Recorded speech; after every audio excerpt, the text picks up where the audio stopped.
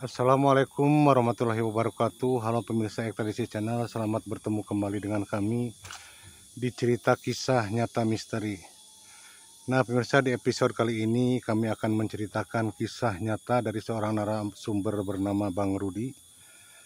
Beliau ikut dengan kami dan beliau menceritakan tentang anak-anak muda yang kurang ajar ketika berkemping atau berkemah di salah satu gunung sawah, pemirsa. Namun sebelum ke ceritanya, pemirsa, kami mengucapkan selamat menjalankan ibadah puasa dan semoga puasa kita selalu diberikan kelancaran dan berkah, pemirsa. Amin ya Allah ya Rabbal alamin.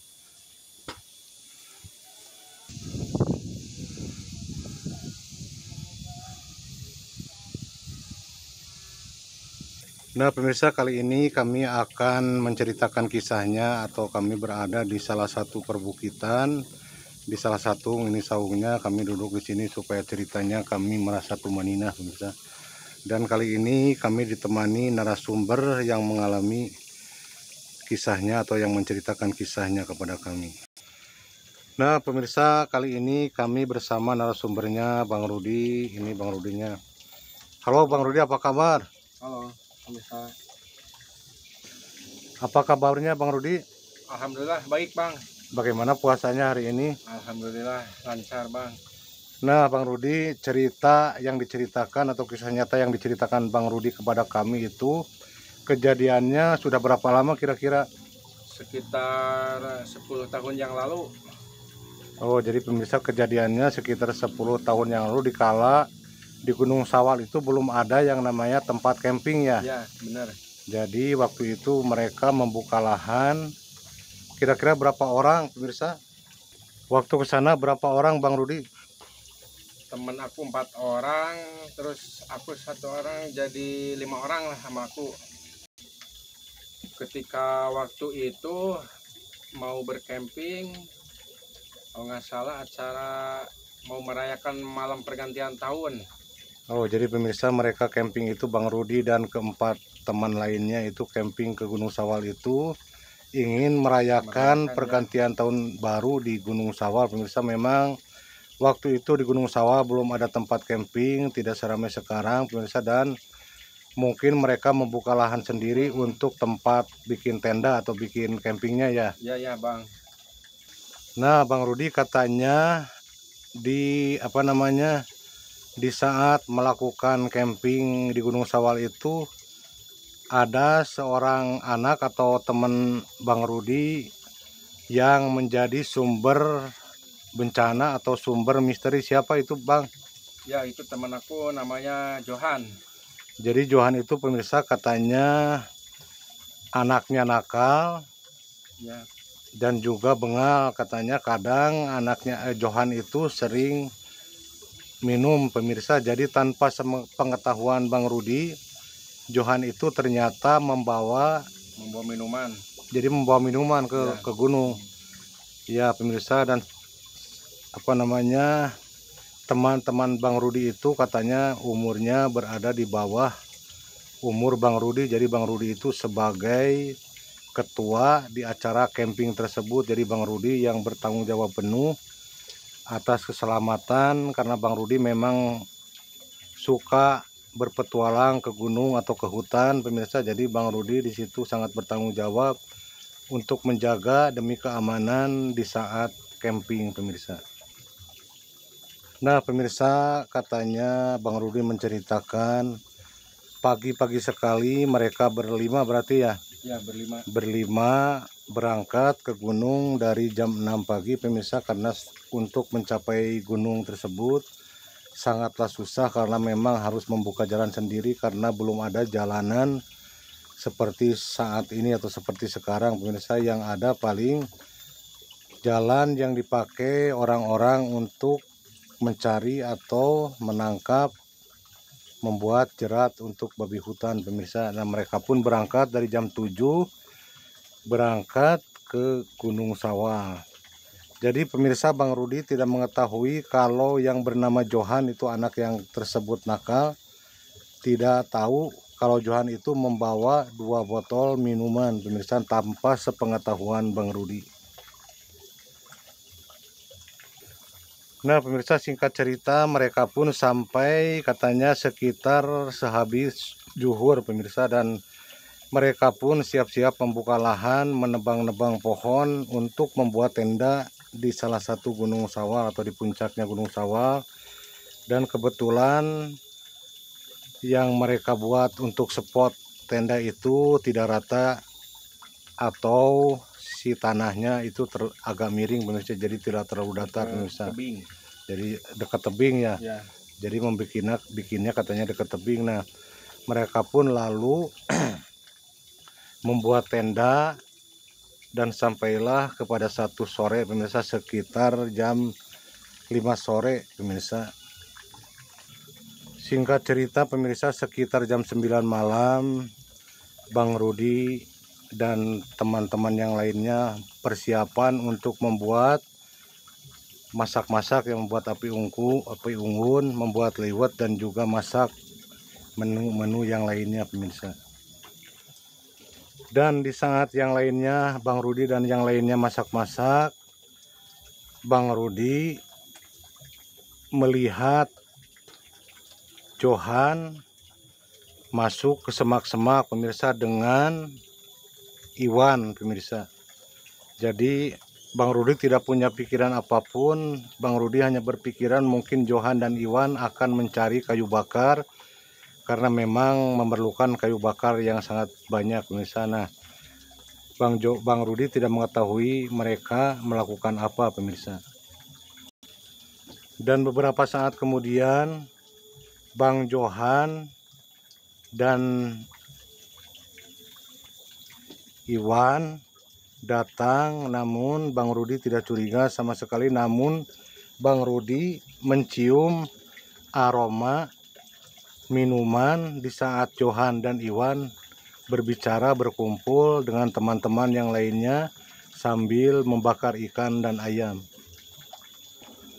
Saat Bang Rudi menanyakan atau bertanya kepada Johan dan Iwan, namun Johan dan Iwan tidak mengaku kalau mereka atau dirinya sudah menenggak minuman yang dibawa oleh Johan tanpa sepengetahuan Bang Rudi. Singkat cerita pemirsa, malam atau jam yang ditunggu-tunggu sudah tiba, yaitu sekitar jam 11 malam. Tinggal 1 jam lagi menuju pergantian tahun, yaitu jam 12 pemirsa. Mereka pun makan, dan yang sangat disayangkan mereka makan mengambil nasinya, tidak memakai centong ke dalam tempat membuat nasi atau apa namanya, kastrol. Jadi saat mereka makan tidak memakai centong atau tidak memakai penyiuk pemirsa, kalau orang Sunda bilang. Jadi mereka menggunakan tangan mengambil nasi, dan setelah mereka makan-makan lalu mereka pun nyanyi-nyanyi sambil dengan suara yang sangat keras sekali ya. Banyak yang ada yang nyalain petasan lagi itu. Terus pas malam jam 12 tiba, mereka pun menyalakan petasan sangat kencang sekali, karena mereka juga membawa petasan lumayan cukup banyak dari rumah, sengaja untuk menyulut petasan dari gunung. Dan malam pun berlalu, malam pergantian tahun pun berlalu, sudah jam 12 lewat. Nah disitulah pemirsa mulai datang keanehan-keanehan yang mereka dapatkan atau yang mereka alami. Saat mereka menyulut petasan sambil main gitar dan bernyanyi-nyanyi, tiba-tiba hujan datang atau hujan turun sangat deras sekali pemirsa, tanpa aba-aba atau tanpa rintik-rintik terlebih dahulu, namun hujan itu langsung datang sangatlah deras sekali, dan mereka pun langsung masuk ke dalam tenda. Dan beberapa saat kemudian tiba-tiba tenda bergetar sangat kencang sekali, padahal tidak ada angin meskipun hujan memang sangat lebat sekali. Tenda itu bergetar sangat kencang seperti ada yang menggoyang-goyangkannya dari luar. Dan anehnya pemirsa, si Iwan yang sedang bersandar di tiang tenda, tiba-tiba dari luar ada yang seperti ada yang menendang, sampai Iwan tersungkur keluar dari tenda. Melihat kejadian itu, Iwan tersungkur, ada yang menendang dari luar tenda. Semuanya panik pemirsa, dan si Johan anehnya malahan katanya pamit untuk kencing di belakang tenda atau di samping tenda, padahal hujan sedang turun sangat deras sekali. Lalu Iwan pun yang terjerembab atau tersungkur keluar tenda dibawa, dan Iwan sangat pucat dan merasa ketakutan. Nah, beberapa saat kemudian semuanya mulai teringat kepada Johan yang tadi pamit mau kencing pemirsa. Dan saat Bang Rudi keluar mencari-cari, ternyata Johan tidak ada di belakang tenda atau tidak ada di sekitaran tenda. Awalnya dulu si Johan bilangnya pamit mau kencing di belakang tenda. Kok lama kelamaan aku nungguin sama temen-temen nggak ada balik-balik lagi. Aku sama temen aku panik gitu. Oh, jadi awalnya Iwan itu pamit mau kencing ke belakang Mau tenda. kencing belakang tenda bang. Jadi mungkin beberapa saat ditunggu, Johan belum juga datang. Ya nggak datang-datang. Jadi Bang Rudi sama kedua temannya berinisiatif mencari Iwan, melihat Iwan ke belakang tenda. Bukan terus Iwan bang, Johan. Johan, oh ya iya, yang kencingnya Johan. Terus Iwan bagaimana setelah ada yang menendang? Nah, si Iwan tuh pas kejadian itu dia trauma bang, sampai badannya tuh kayak ketakutan, kayak menggigil gitu bang. Jadi si Iwan mah diem di dalam tenda. Dalam tenda ya. Jadi tidak ikut mencari si Johan yang katanya kencing ke belakang tenda. Terus saat si Johan dicari, bagaimana di belakang tenda tidak ada? Tidak ada bang, kita panik. Aku sama dua teman yang lainnya langsung mencari bang itu. Padahal itu saat hujan ya? Ya padahal hujan deras banget itu bang. Jadi Bang Rudi sama kedua temannya mencari si Johan, dan sementara si Iwan seperti trauma atau ketakutan diam di dalam tenda dan kedinginan, mungkin begitu. Mungkin Iwan itu takut atau bagaimana atau trauma pemirsa. Jadi Bang Rudi itu sama kedua temannya mencari si Johan, tidak ketemu juga sampai jauh atau kemana? Udah dicari-cari ke Semak Belukar mungkin ya. Belukar juga di itu sama lampu senter baterai. Padahal di gunung ada, bang. Padahal di gunung sangat mungkin semak belukar atau rumput-rumput sangat tinggi-tinggi, jadi susah mencarinya ya. Mencarinya ya. Dan kami sudah mencari kemana-mana, hasilnya nggak ketemu si Johan. Hujan semakin lebat, terus petir semakin keras bang. Akhirnya aku berinisiatif sama teman aku masuk lagi ke tenda, takut gitu, hujan deras banget. Nah pas saat kita mau masuk ke dalam tenda bang, saya sama teman-teman kaget lihat si Iwan kesurupan bang. Oh, jadi si Iwan yang tadi ditengalain sendiri itu, jadi pas masuk abang itu si Iwan sudah kesurupan begitu? Pas di dalam tenda tuh si Iwan lagi kesurupan. Pas ke dalam tenda, aku sama teman bingung bang, harus berbuat apa, kan nggak bisa berbuat apa-apa gitu bang. Akhirnya si Iwan sama teman dipegangin supaya tidak berontak keluar dalam tenda bang. Oh, jadi pemirsa, saat Bang Rudi dan kedua temannya masuk ke dalam tenda melihat si Iwan kesurupan, Bang Rudi dan dua temannya itu panik pemirsa, bingung, tidak bisa berbuat apa-apa, lalu berinisiatif memegangi si Iwan yang sedang kesurupan supaya tidak kabur atau tidak keluar dari tenda ya. Ya. Pas lagi dipegangi bang, si Iwan berkata, tapi itu bukan suara si Iwan bang. Oh, jadi si Iwan mungkin kesurupan penunggu atau mungkin walau alam ya, mungkin penunggu yang di sana. Terus apa yang dikatakan si Iwan? Nah bang, si Iwan saat kesurupan dan saat berbicara, apa yang diucapkannya dan seperti apa, coba jelaskan bang. Si Iwan ya bicaranya pakai bahasa Sunda itu bang. Marane geus ngaganggu tempat aing, Maraneh geus teu sopan di tempat aing. Nah, gitu Bang ceritanya. Oh, jadi pemirsa merinding nih. Aku jadi merinding mendengarnya bener. Dengar suara si Iwan seperti itu, kami sangat panik sekali Iya, Bang. pasti sangat panik sekali Dan karena takut gitu Bang. bukan suara si Iwan ya. Jadi suaranya berbeda dari suara si Iwan yang sebenarnya. Nah, pemirsa, setelah itu si Iwan terus dipegangi supaya tidak kabur ya. Ya dipegangi. Lalu setelah ngomong begitu, ngomongnya apalagi si Iwan? Terus Iwan ngomong gini lagi Bang. Kapaksa babaturan maraneh ku aing dibawa. Astagfirullah. Terus kami tambah ketakutan Bang itu pas dengar suara gitu Bang.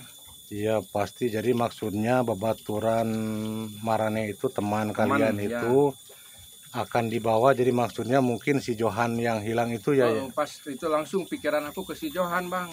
Oh, jadi terus setelah itu bagaimana seterusnya Iwan? Setelah itu alhamdulillah si Iwan sadar Bang.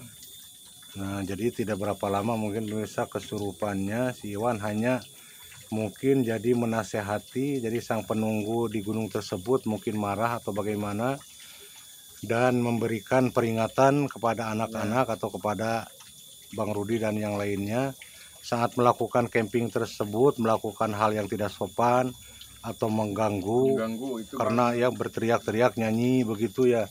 Jadi tidak, kalau orang Sunda bilang tidak sanduk-sanduk kepalaku, jadi tidak minta izin dulu terlebih tadinya, dahulu Bang, ya.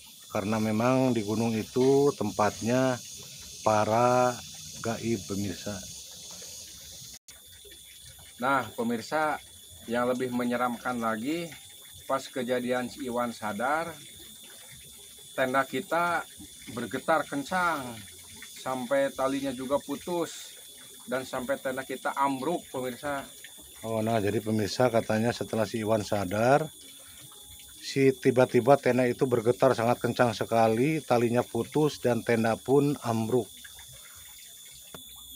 Nah Bang, pas tenda kita ambruk itu kita berinisiatif sama teman-teman tuh untuk pulang lah, itu mau beresin tenda.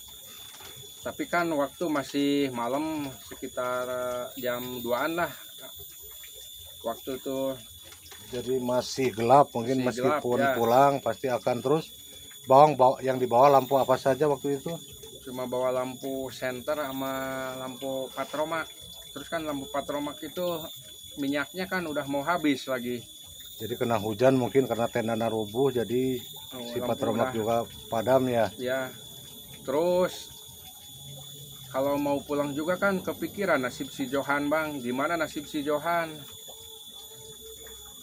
Nah pemirsa, atas kejadian itu Bang Rudi dan teman-temannya, karena si Iwan sudah sadar, jadi mereka berinisiatif untuk membongkar tenda dan langsung pulang. Namun mereka juga terkendali karena malam masih menunjukkan pukul 2 malam, jadi masih gelap, mau turun pun senter atau pencahayaan sangat minim sekali. Dan juga mereka kepikiran bagaimana nasib si Iwan, si Johan kalau mereka turun dari gunung. Lalu kami sama teman-teman merenung Bang di situ di malam hari itu, dan berpikir harus berbuat apa, harus bertindak apa gitu untuk mencari si Johan supaya ketemu.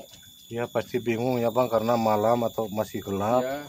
Masih sekitar jam 2, jadi mencari Johan kemana-mana, ke semak belukar juga susah. Dan juga kendalanya itu adalah tempatnya yang namanya di gunung itu tidak seperti di hutan. Kalau di gunung itu banyak sekali pohon-pohon yang tinggi, jadi sangat susah sekali, apalagi minim pencahayaan. Nah terus berpikir itu sampai jam berapa atau sampai berapa jam? Tidak terasa Bang, waktu itu malam berlalu. Dan nggak terasa juga itu ada terdengar suara adzan subuh lah di perkampungan di bawah gitu. Terus saat saat merenung atau berpikir atau mau mencari tindakan, kan tenda sudah dibongkar atau sudah dilipat kembali, itu hujan tidak Bang?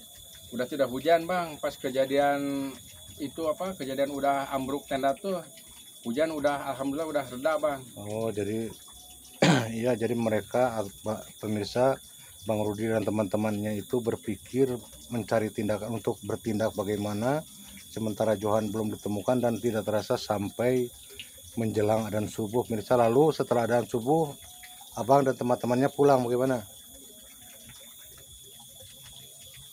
Pas udah pagi menjelang pagi kita terpaksa Bang turun ke bawah lah sambil pulang Ke kampung. ke kampung sekalian mau minta tolong sama warga untuk mencari si Johan yang hilang di gunung.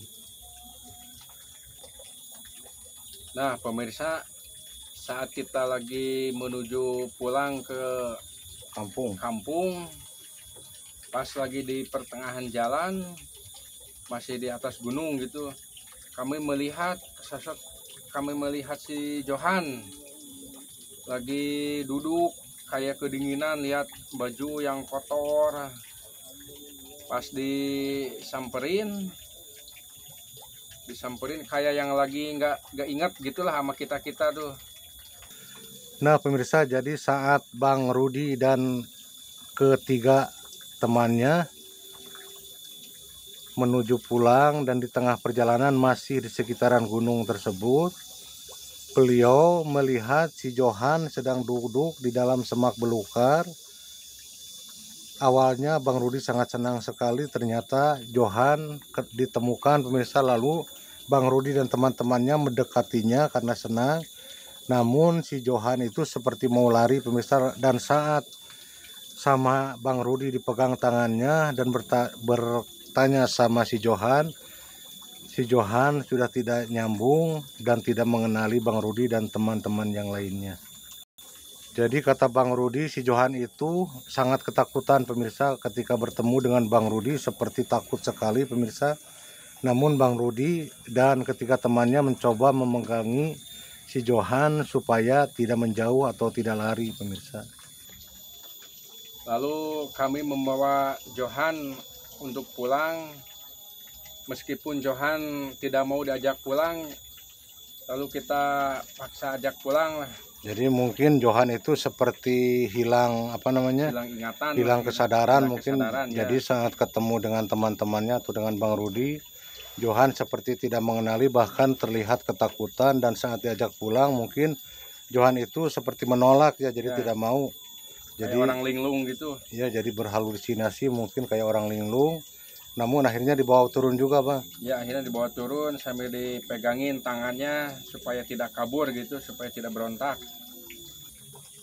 Singkat cerita, kami udah sampai di perkampungan warga dan kami mampir dulu ke rumah warga, terus kami menceritakan ke warga tersebut, dan di sana untungnya ada. Jadi menceritakan pengalaman yang terjadi saat di Gunung Sawal ya. Pengalaman yang terjadi di Gunung Sawal. Lalu ada di rumah tersebut ada ustadz lah, dan alhamdulillah si Johan diobatin sama ustadz tersebut. Nah pemirsa, setelah mereka sampai ke pemukiman warga, si Johan pun dibawa ke rumah warga. Lalu Bang Rudi menceritakan kronologi kejadian yang dialami saat camping di Gunung Sawal. Dan lalu mungkin warga tersebut memanggil salah satu ustadz, dan si ustadz tersebut katanya berdialog batin, mungkin berdialog dengan penunggu atau penguasa Gunung Sawal tersebut. Dan memang Pak Ustadz tersebut mengatakan kalau kami dan keempat teman-teman kami, Bang Rudi mengatakan begitu, katanya si Ustadz mengatakan kalau mereka itu sudah mengganggu atau sudah mengotori tempat yang sakral di Gunung Sawal tersebut. Nah setelah itu pemirsa, alhamdulillah si Johan pun katanya mulai sadar, mulai pulih lagi ingatannya, dan sudah mulai mengenal teman-teman yang lainnya.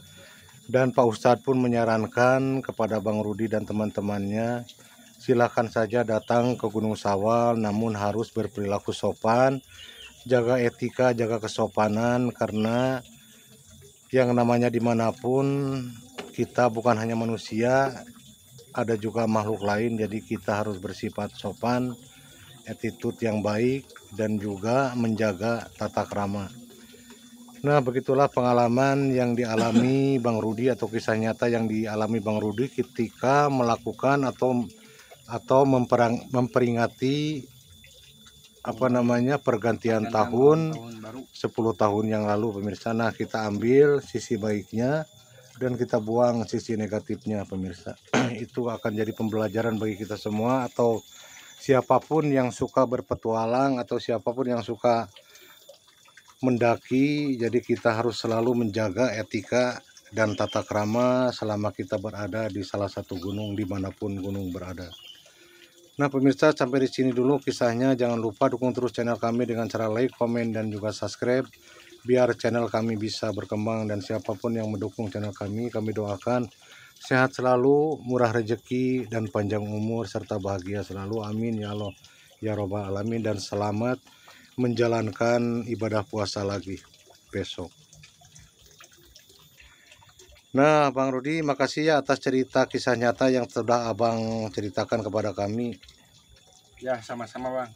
Semoga Abang sehat selalu, murah rezeki, dan panjang umurnya. Amin, dan juga amin, Bang. Oh ya, mau tahu sekarang nasib teman-teman yang lain bagaimana? Yang waktu itu ikut camping ke gunung? Alhamdulillah baik-baik saja Bang. Sekarang teman-teman saya udah ada yang menikah, udah ada yang kerja di tempat jauh lah sekarang. Jadi jarang ketemu ya? Jarang ya. Nah, begitulah pemirsa. Wassalamualaikum warahmatullahi wabarakatuh.